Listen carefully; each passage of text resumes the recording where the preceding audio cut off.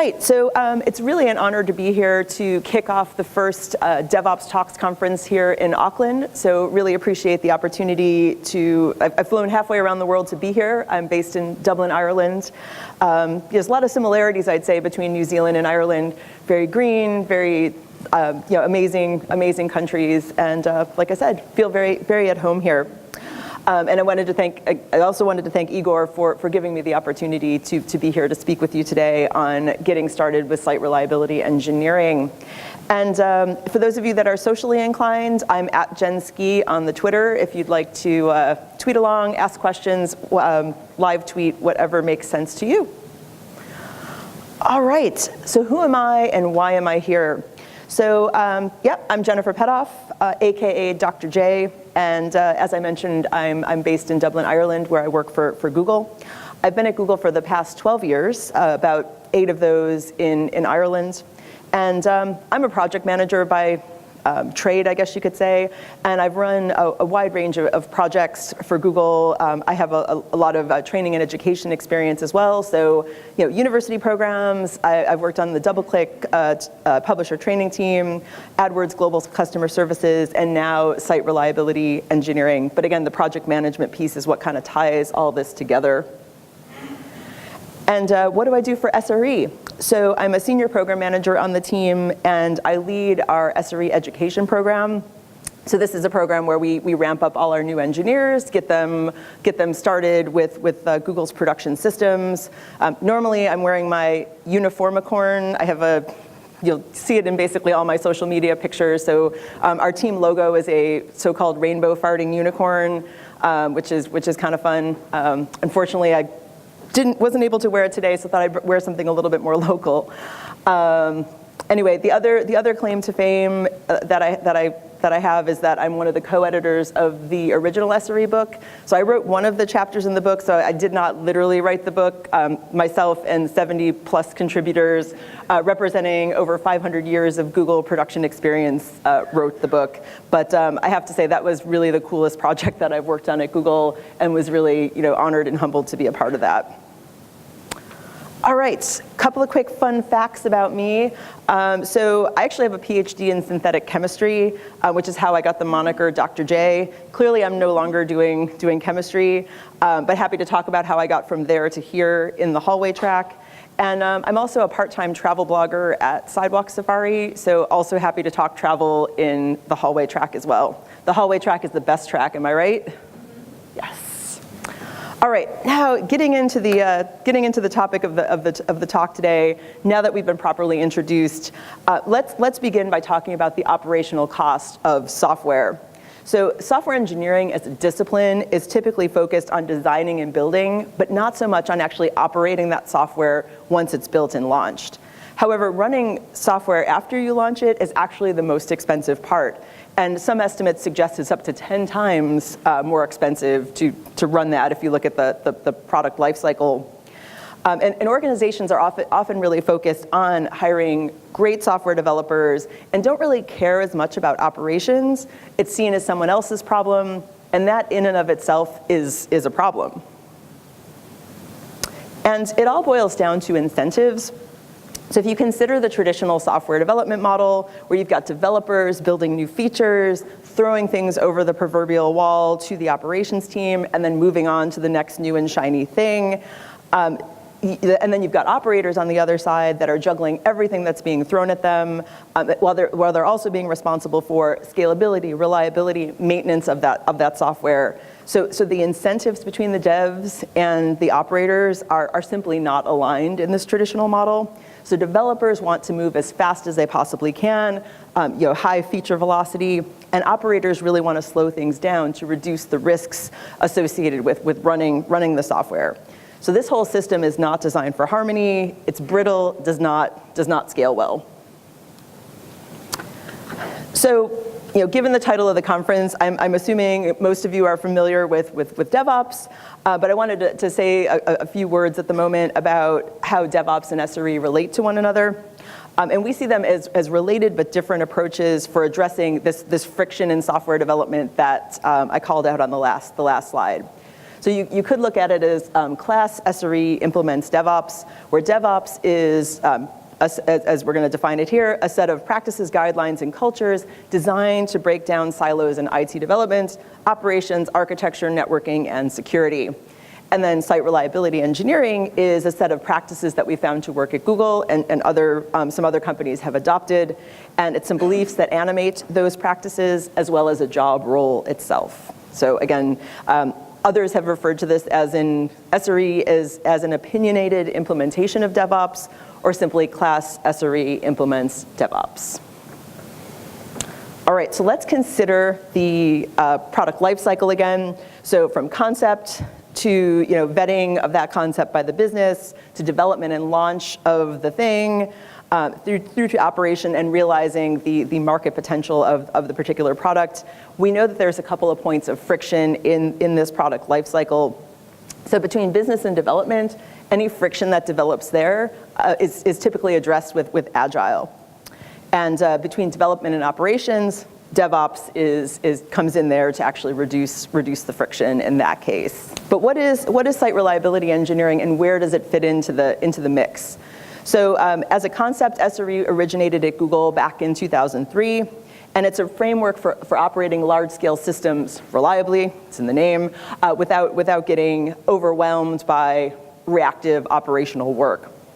Our vice president of 24/7 operations, Ben Treynor actually quipped, so Essary is what happens when you ask a software engineer to design an operations function. So just want to really emphasize the focus on engineering solutions.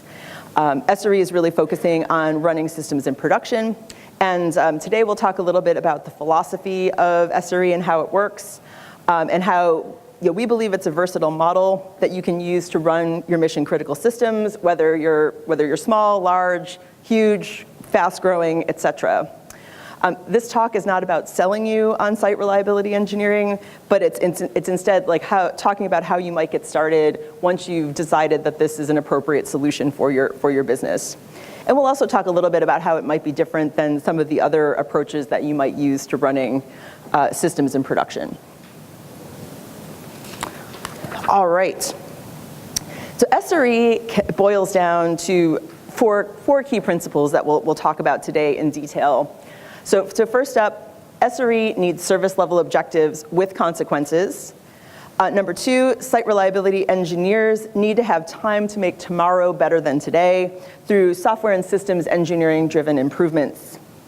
Essary teams need to have the ability to regulate their workload through pushing back on developers when ops load gets too high and automating their way to a better tomorrow.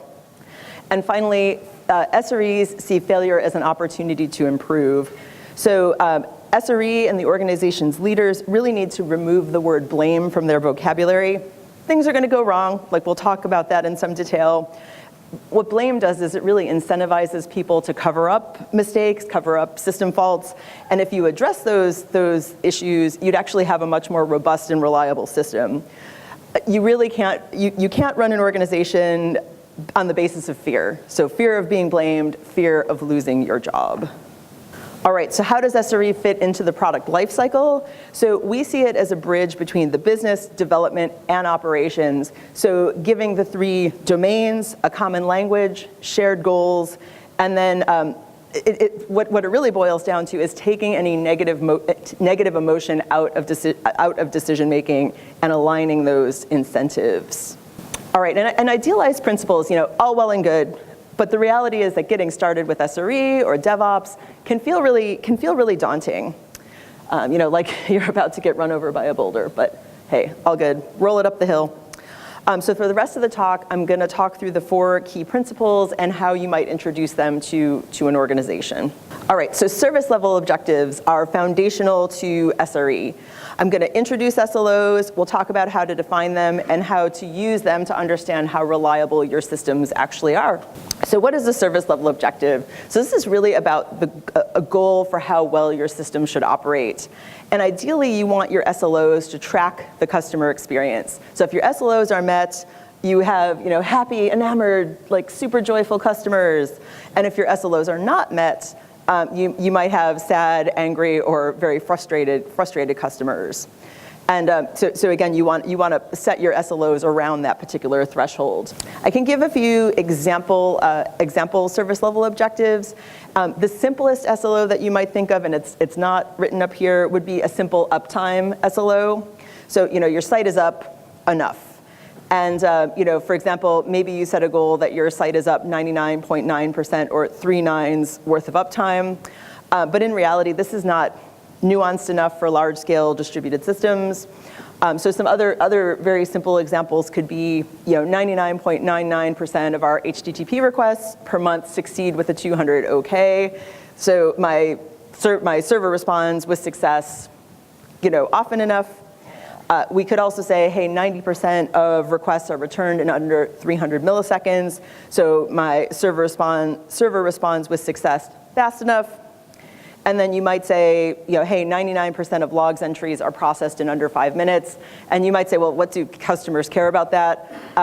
Especially if you're trying to align your SLOs with customer expectations. But maybe there's a latency requirement, or they're sensitive to stale data. So in this case, you could set an SLO around a certain number of logs entries are processed fast enough. And again, a good SLO is typically about picking goals for the measures that track your customer's actual experience. And ideally, you do want to focus on things that your customers really care about, not things that are just simple to measure. And as you might imagine, service level objectives can get quite complex, especially when you start to involve these user expectations.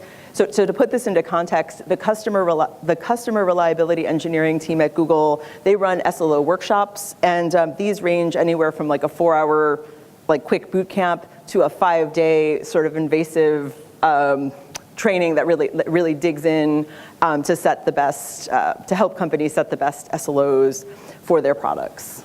All right, let's disambiguate for a minute between SLOs and SLAs, because oftentimes they're sort of conflated.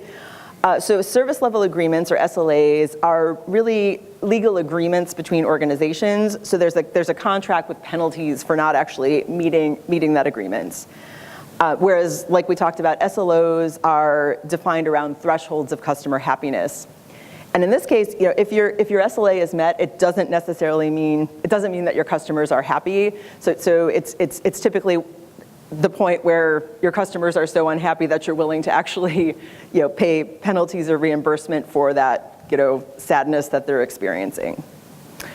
And the other point about this is SLOs are typically within a company, so something that you use internally, whereas SLAs are typically this sort of handshake or contractual agreement between companies. So what's next? The reality is you could implement service level objectives today, but this is really only a foundation. If there are no consequences if you violate your SLO, they lack teeth, they lack impact. So you really do need consequences to make this work, which is what I'm going to talk about next. So at Google, the consequences of violating an SLO, this is called the error budget policy. And again, it's not financial, it's not about paying money to someone. And the error budget policy, the consequences focus on improved reliability. And it's a consequence of what you do to improve the situation if you violate your SLO. So how reliable do you want to be? What kind of targets should we be setting? If you ask, sort of the fat cat powers that be in a particular organization, what do you think they're going to say? What do they want? More, all the reliability. So, yeah, 100%. So in a lot of cases, folks would start with, why can't we have perfection? But the thing is, if you start at 100% reliability, if you demand perfection, then you need to treat any failure, no matter how small, as an emergency. And in truth, we know that the only truly reliable system that you can have is one that does nothing at all, one that can never change, one that nothing can actually change around it. It essentially needs to exist in a vacuum, hermetically sealed from the world. So that's pretty much impossible to achieve and have the system actually do anything useful. And to drive this point home further, let's consider Murphy's Law for a minute. So anything that can go wrong will go wrong. I mean, life feels like this sometimes, right? And even worse, there's Finagel's law of negative dynamics, dynamic negatives, which says that anything that can go wrong will, at the worst possible moment. Sort of a super hot summer day. Be very sad to see my ice cream bite the big one there. So really, why is it that people think 100% reliability is achievable or even desirable? And that was a key realization that Ben Treynor had when he started the Essary team at Google. So 100% is the wrong reliability target for basically everything. Will your users even notice if you're not 100% reliable? Probably not. Do you have to hit 100% reliability to achieve customer happiness? Also, probably not. There's so many other dependencies and things happening around you that, you don't need perfection. So Essary is about balance. It's about achieving balance between competing concerns. So Essary focuses on establishing what an acceptable level of failure is. So what's that customer happiness threshold? And then balancing that need against the other needs of the organization. So thinking about engineering time considerations, development velocity, cost, and balancing all the aspects of your business. And this model allows you to move fast when things are good and actually respond to failure appropriately when it happens. And like I said, if 100% is not the right target, what we're effectively doing is introducing a budget for failure, an error budget, so to speak. And let's talk a little bit about what error budgets are. So this is really the difference between 100% reliability, perfection, and the service level objective for our application. And while we remain within budget, we're more reliable than our goals. And when we run out of budget, we need to invoke the agreed upon consequences. And this is a budget that's meant to be spent. It's meant to enable you to go as fast as possible when things are going well. So for a simple example, if you have an uptime SLO of 99.9%, that means that if you're allowed to be down for 0.1% of the month, and 0.1% of the month is 43 minutes. So if you have a 20-minute outage, you still have 23 minutes of budget remaining for the month. So again, keep rocking on, keep taking risks and pushing things forward. So the error budget's meant to be spent to allow you to go faster with innovation and feature development. This doesn't mean that you don't respond to incidents, because clearly you don't want to waste your budget unnecessarily, but it allows you to react with an appropriate level of urgency. So when 100% is not, when you're not setting a goal of 100%, when there's an outage, it's not like every little tiny thing is an emergency.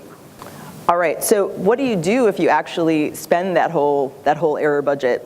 So the error budget policy is what you agree to do when you miss your SLO, when the application exceeds its error budget. So it means you're not, if you burn your error budget, you're not meeting your reliability goals, and something needs to change. And again, this is not like I'm going to pay money to my customers. This is about driving improvements to reliability. So you want to focus on things that will visibly improve the reliability of your system. So there are many possible error budget policies that you might invoke. So here's a few examples that we can talk about. So until the application is again meeting its SLO and has some error budget, no new feature launch is allowed. So we're going to slow down. We're going to do some housekeeping, pay down our tech debt. For another example, so sprint planning may only pull postmortem action items from the backlog. So another example on how to focus on reliability. And like at Google, if you have a separate software development and site reliability engineering team, you could invoke something like this, where the software development team must meet with Essary daily to outline the improvements that they're making. So some of this will be conditional on how your organization is structured. All right, so to summarize, everything that we've talked about to now actually culminates in our first Essary principle. So Essary needs service level objectives with consequences. And delving further, here are a few of the key takeaways. You'll notice that up until now, I haven't talked about the team, or site reliability engineers. This principle can be applied in any team, any organization, no matter your structure. So this is, SLOs and error budgets are often a nice way to kind of test the water to see if an organization is supportive of this kind of thing. And you know, it can be a way to inspire additional interest and investment in this concept in the first place. Let's see. So yeah, it's just to summarize, it's a lever you can use to keep your customers from experiencing pain and sadness. And again, you can implement this today. It's about measuring, accounting, acting, and driving improvements. All right, now on to the second principle of Essary. So making tomorrow better than today. So this is where we're going to start talking about, you know, if you hire someone in the role of a site reliability engineer, what would they actually do, and how can you succeed? You know, and it basically set that person or set your organization up for success. So this is not about just like changing the name on the door or running the system under a new team name, but how do you actually drive real change? So SLOs and error budgets are definitely a great first step. The next step is defining, so what is someone in that role of a site reliability engineer actually going to do? You need to staff that role, and one of the key things here is that role needs to be endowed with real responsibility. So the Essary must have real responsibility. They must be engaged in operating the system and also empowered to take corrective action when things go wrong. So what would your first Essary work on? So defining and refining the service level objectives, that's a key area. They're also probably the best placed person to see that the error budget policy is actually enacted when it's necessary. So sort of the conscience for reliability in your organization. And they're really stewards to the user. So making sure that the application meets the reliability expectations of our users. And in some ways, I like to think about reliability as a product's most important feature, because if the product is down, it doesn't matter how cool and shiny your other product features are if no one can use them. So just to kind of drive home why this stuff is important. All right, so when talking about making tomorrow better than today, we need to discuss toil. And I'll sort of define it in a minute, but one thing I like, surprisingly, that comes into my mind when I think about toil is a colleague I used to work with who hated spicy food. Like, just go with me for a minute. And I remember asking him, like, why do you not like spicy food? And the guy told me, he's like, yeah, pain is not a flavor. And just like toil, just like this particular situation, toil is not adding any spice to your life. It's not adding value. So pain is not a flavor is our mantra here. So toil, like what is it? It's any work that's manual, repetitive, automatable, reactive, lacks enduring value, or grows as fast as its source. So it's stuff that you want to minimize. And we recognize that toil is actually a big part of running systems in production. It must be a part of the role, but we want it to be a bounded part of the role. So we recommend putting a cap on toil. And at Google, we set that cap at less than 50% of the workloads. We want to keep that in check. Because essentially, if your SRE team doesn't have time for anything else, if it's all toil, it's just ops. So project work. So this is a critical part of the role. SREs are engineers, they're software engineers, they're systems engineers, or a mix of the two. And engineering project work is really the most important piece of the job. So some of the projects that an SRE team might work on include consulting on system architecture and design, authoring and iterating on monitoring, automating repetitive work, and or coordinating implementation of post-mortem action items after an incident. And the idea is there should be this focus on making things better for themselves. So focus on things that are impacting or might impact the service level objective, or anything that's simply causing the SRE toil. I remember my manager was once quoted in the Irish Times as saying, Google hires lazy engineers. And it's kind of true. Like you don't want to hire people that are happy to do the same thing over and over again. You want someone that's going to actually hey, let me get a computer to deal with the situation for me. Like automate things, make things better for themselves. So the idea is by giving your SRE team time for project work, it's going to make them happier in the short term because they're empowered to dig themselves out of whatever hole that they're in. And longer term, applying these engineering solutions makes the system more robust and actually minimizes your ops load. And SREs are really in fear of operational overload, and this is actually a well-founded fear, because work's going to just keep compounding until the team is only fighting fires and doing nothing other than ops. So you need to be vigilant in this case. So in summary, our second principle, SREs have time to make tomorrow better than today. And you can see how we do it by capping an effort on ops load and then providing a space to do project work. And I'll summarize this again with just a couple of key takeaways. So it's important to call out that an SRE's job is not to suffer under operational load, but to make each day brighter. So you don't want people that are going to be heroes and just keep toiling and munging away behind the scenes. You want them to drive real improvements. And making each day brighter, so this actually can mean different things. So it depends on what your SREs actually find most useful to do. But the idea is to drive less toil and more meaningful system improvements. All right, so I want to talk about, principle number 3 is about regulating workload. SREs need to have the ability to regulate their workload. And one way that we've done this at Google is to have the SRE team sort of sit in a different part of your organization, sort of separate from the development team. And set this team up where you've got a team that's responsible for running your mission critical software in production, keeping it reliable. And sort of the separate team model. So this is may not be the right model for you. Like other companies have implemented this in a different way. So this is not like you must have a separate team. Use this as an example rather than a prescriptive model. All right. Dumping all production services on an SRE team cannot work. So you could create a site reliability engineering team by taking an existing team, changing the name on the door. But things will actually work better if you start with your service level objectives, build up some principal approaches to engineering to those SLOs, and then prioritize giving your most mission critical services to the SRE team to own in production. In a lot of ways, it doesn't make sense for SRE to own everything. And at Google, SREs are actually a scarce resource by design. And the system is set up so that the team can be a force multiplier rather than a gatekeeper or a bottleneck. And in reality, the team shouldn't have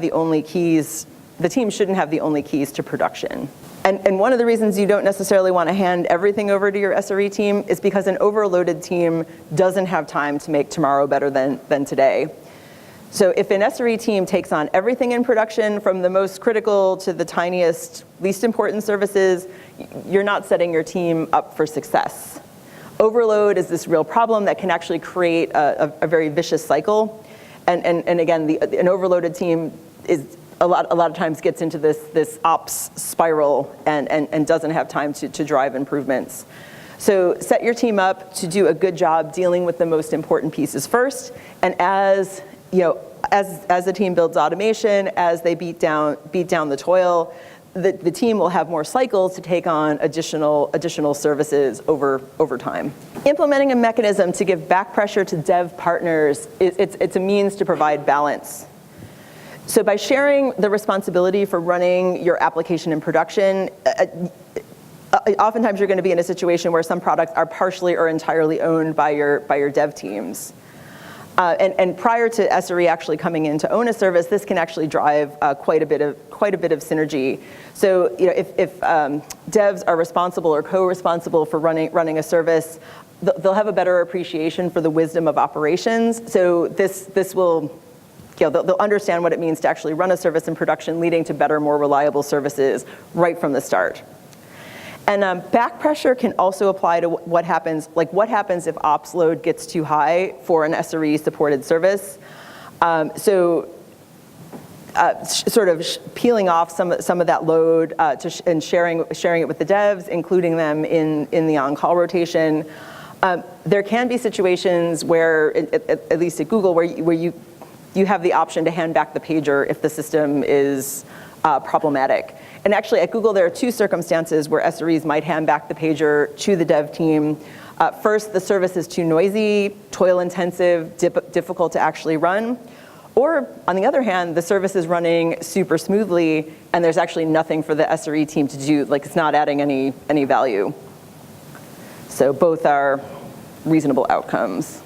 So in order to be able to do a good job, to make tomorrow better than today, and to engineer to the SLO, there have to be ways that the team can actually push back on their workload when that workload gets to be too much to handle.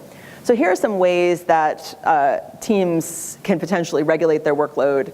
So giving 5% of the operational work for an SRE managed service back to the developers. This could be on-call shifts, rollout, management, various ops tasks. It helps the devs to stay sharp and you'll feel a little bit of the pain, so to speak. Another way to regulate workload is to monitor the SRE team projects. So if you find that your SRE team is not actually completing the projects, this is a indicator that something's potentially wrong. Ops load's too high, too many interrupts, et cetera.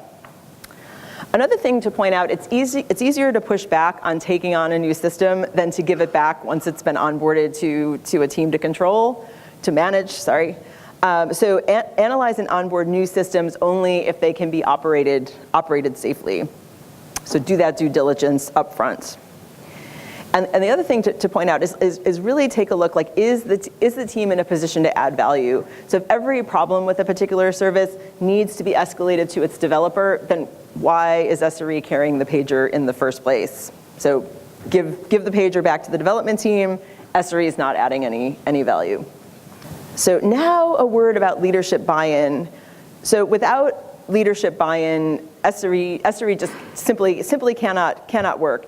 And this applies to every aspect of the site reliability engineering model. So from enforcing the error budget policy to the cap on toil to and especially for shared responsibility, this is really key. If, for example, you're finding that your leadership team isn't backing up your error budget policy or the consequences for a service level objective violation, you need to go all the way back to principle 1, fix that, and then move on. So this is all an iterative type of process, and can't necessarily happen overnight, but something to be wary of.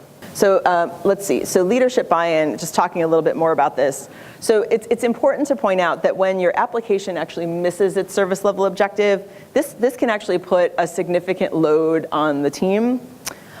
They have to spend much more time fighting fires, and they're going to accrue more technical debt and tasks to do to actually improve the system. And leadership is really well placed to help here. So they can actually fund an additional focus on reliability, or agree to actually relax the service level objective and give the team a bit more breathing room to dig themselves out. One warning sign to keep an eye out for, if one of the leaders says, if the pager's going off too often, can't you just hire more people to answer the pager? That's not an SRE-minded solution. The correct thing to do is really to freeze pushes, refocus development on fixing things identified in postmortems after an incident, focus on improving the health of the application, not throwing people at the problem. Throwing people at the problem, feeding blood to the machines, so to speak, is not an SRE-minded solution. Let me see. Okay, so just a few words on reliability and consistency up front. So fixing issues after a release is always more expensive than fixing it in the first place. So if you can aim for reliability and consistency up front, that is generally quite helpful. And this is another place where SRE teams can actually provide value, especially when things are stable, working well, you're getting your full amount of project work in.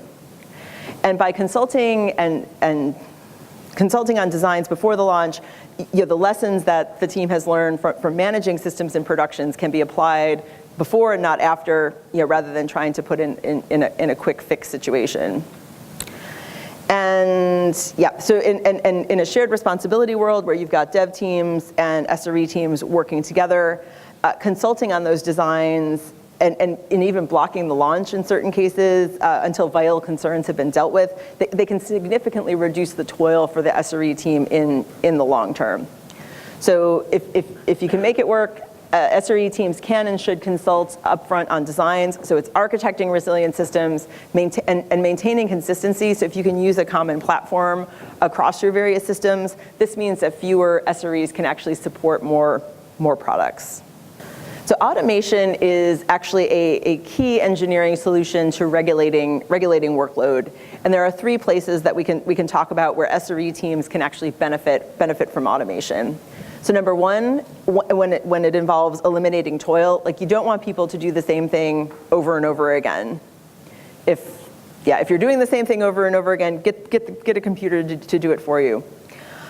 Another area where automation actually works really well is from a capacity planning perspective. So auto-scaling the resource requirements instead of manually forecasting and manually applying resources to your service.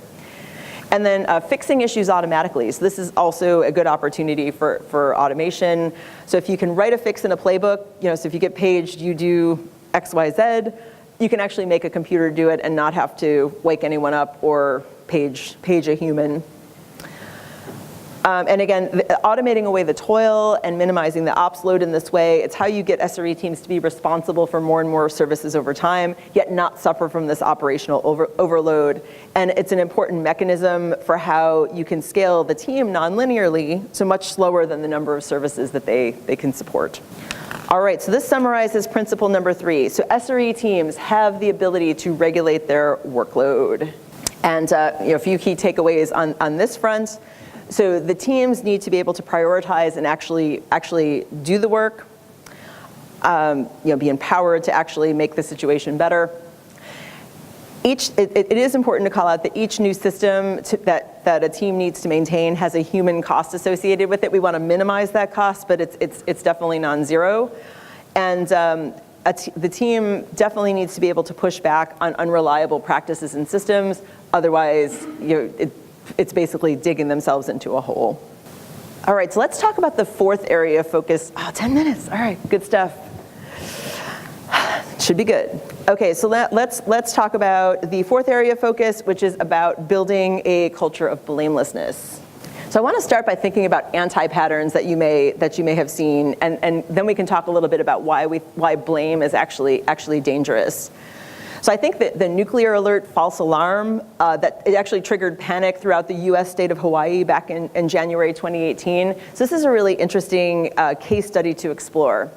So for those that don't remember, human error caused a statewide emergency alert to go out about an inbound nuclear missile. And I was actually reviewing the Wired article that was written about this incident, and this line that's written up on the slide really struck me. I'm extremely angry right now. People should lose their jobs if there was an error. And this was Hawaii State Representative Matt Lopresti talking to CNN. And what this really is, this is an Essary anti-pattern. Essaries actually recognize that to err is human. You need to engineer the ability to make a mistake or to make a human error out of the system. And in this case, those involved should have asked the question, what was it about the system that allowed the operator to send this alarming message? So once we've recognized the anti-pattern, we need to embrace failure, and we can do this in a number of ways. First of all, by setting service level objectives less than 100%. We already talked about how 100% is an impossible goal, and you're just setting yourself up for failure, and the requirement to treat every outage, no matter how small, as an emergency. And this burns out humans. We can embrace failure by modeling blamelessness at all levels. So I remember when I joined Essary about 5 years ago, I was doing some capacity planning for a particular service. I ended up inputting something into the system which led to my capacity plan being wildly incorrect, like wildly underestimating the amount of resources that would be required.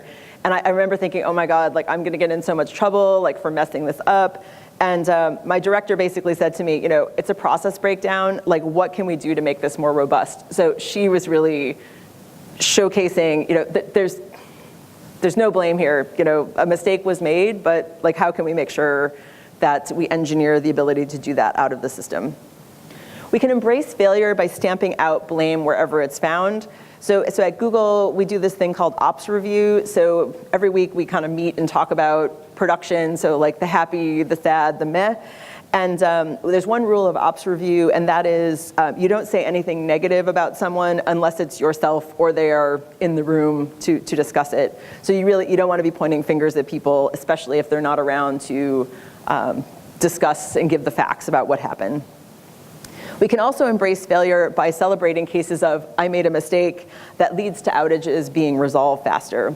So we have one example in the Essary book where a Google Essary actually pushed a release, and despite very thorough testing, there was an unexpected interaction that took down a pretty critical service for about 4 minutes. That outage only lasted 4 minutes because that person had the presence of mind to like, something crazy is going on over here. I can't see the correlation, but like, let me just roll back that change. And by having the presence of mind to roll back that change immediately, they saved a much longer outage, basically. And not only did that engineer receive 2 peer bonuses from folks involved in the incident just for their quick thinking, but they also received a massive round of applause on the stage at TGIF. So that's an event that is attended by thousands of Googlers globally and also led by our founders. So really just showcasing that blameless culture. So once we've embraced failure, we need to learn from failure. So you've already paid the price when there's an outage. So give a gift to yourself. Like, outages are inevitably going to happen. Murphy's Law says so. And you've paid this price. So if you write a blameless postmortem after an incident, you're going to reap a future reward. Include prioritized action items that are aimed at eliminating whole classes of errors and making the system more robust. And make those postmortems widely available so that others can learn too and detect and resolve issues faster in the future. So I just wanted to highlight again, human errors are really system problems. So you can't fix people, but you can fix the systems and processes to better support people making the right choices. Keep asking why. So the root cause or causes of an outage should never be a person. Ask why for as many iterations as it takes to identify system-related causes. And then prioritize system fixes that support people to make those right choices. And in summary, failure is an opportunity to improve. This is our 4th Essary principle. Failure is an opportunity to improve, not an excuse to brandish pitchforks. So the answer here is, celebrate failure, see this as an opportunity to improve. A few key takeaways. So failure happens, there's no way around it. Stop pointing fingers at people, it's not helpful. Embrace failure to improve mean time to detect, mean time to resolve. And proactively addressing failure leads to more robust systems. And finally, just wanted to reiterate our 4 Sra principles. We've talked about how Essary needs service level objectives with consequences. Essaries must have time to make tomorrow better than today. Essary teams need to have the ability to regulate their workload. And finally, failure is an opportunity to improve. And before I hand it back to Chris to hand it over to the next speaker, I did want to highlight a few resources if you'd like to learn more about site reliability engineering. So the original Essary book that Google published with O'Reilly was published in 2016. And the original Essary book introduces Essary principles, practices, and culture. And like I mentioned earlier, represents contributions from over 70 individuals at Google, representing over 500 years of Google production experience. And we were actually pretty pleased with how well the book was received. But the one piece of critical feedback that we did get, oh, that's great if you're Google, but that couldn't possibly work for me and my company. So with this in mind, we actually published the Site Reliability Workbook in 2018, and the two books are meant to be used side by side, with the workbook providing some practical examples and some stories from outside of Google, from places like the Home Depot, Evernote, and from Pokemon Go. It's talking about how you can put Essary into practice. Seeking Essary, it was edited by David Blank Edelman and provides an industry survey of how Essary practitioners at other companies have applied Essary and adapted it to their unique circumstances. So for the two Google Essary books, you can find the full text available for free at google.com/Essary, and you can also purchase copies too if you prefer to go old school. And with that, I hope this talk on getting started with Essary was useful to you, and I will hand it back to Chris. Thanks very much.